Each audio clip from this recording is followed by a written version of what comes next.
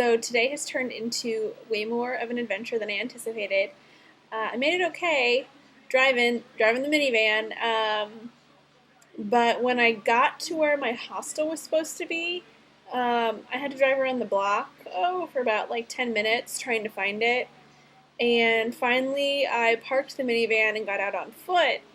And I had, my confirmation from my hostel. I had my Google map.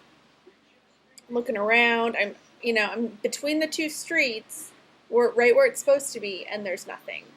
So I call the number, and this automated voicemail picks up, and like the address was like 521, and I found like 521 and a half, and so I'm like, well, that must be it, but there's like no one living there. It's not a hostel. There's no sign. There's just like crap that you can see through the porch. So I kind of start freaking out. I get back into the van, and I'm like, well, I could be homeless for the next 2 nights. Thank God I brought my computer with me. But I didn't really know how to get anywhere because I was anticipating getting directions into Eugene from my hostel. So I just kind of backtrack, get back on the highway, and follow signs to get to downtown Eugene. And then I just sort of like stop because I see a Starbucks, and I'm like, okay, I'll get a coffee. I will use the free internet. I'll try and find someplace I can stay, numbers, whatever. And so I park the van, pay the meter, and I see a vacancy sign for a motel as I'm walking to Starbucks, and I find, like, on Expedia, like on Priceline, and like the cheapest hotels that these are showing is like $130 a night, and a lot of them don't have vacancies for both nights, or the cheapest places that I can find aren't available, because there's a football game this weekend, of course, so there's going to be tons of people in town who already, successfully booked where they're going to stay. So I'm considering, should I just go back to Portland?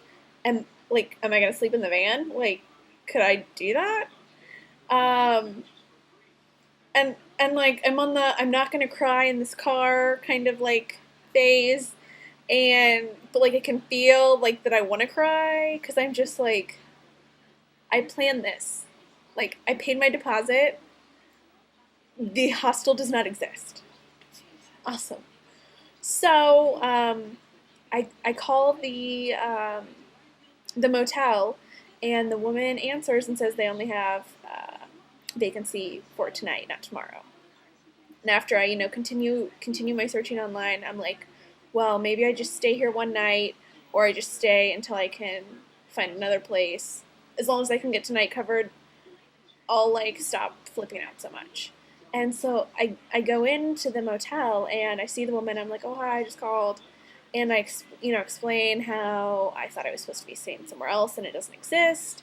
And so we were talking kind of about hostels, and she's like, well, this place is going to be so much more expensive than what you're going to pay. And I was like, yeah, I know, but I have nowhere else to stay.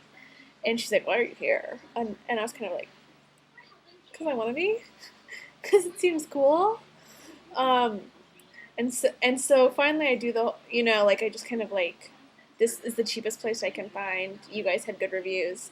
I'll just stay here tonight and figure the rest out. And then she was like, actually, I have a secret room that I only save for people I like. I'll show it to you. You can see if you like it. It's not going to hurt my feelings if you don't want it. But she was saying how everywhere in town is going to be booked, and the places that aren't are going to be incredibly expensive, like $130 a night, which is not in my budget. Like, Eugene is supposed to, like, Aruba is my expensive place. Eugene is supposed to be cheap. So she walks me down to where I am now. It's in the basement. There's no window. It has a bed. It has a shower. It has a fan. I think it used to be a smoking room. So, but I don't have to sleep in my van tonight. And the whole time she's showing me the room and like, are you sure, like, do you want it? And I'm like, oh my God, this is perfect. Thank you so much. Like, I'm in downtown. I'm close to everything. I am saved. Divine intervention somehow worked out because I was really freaking out.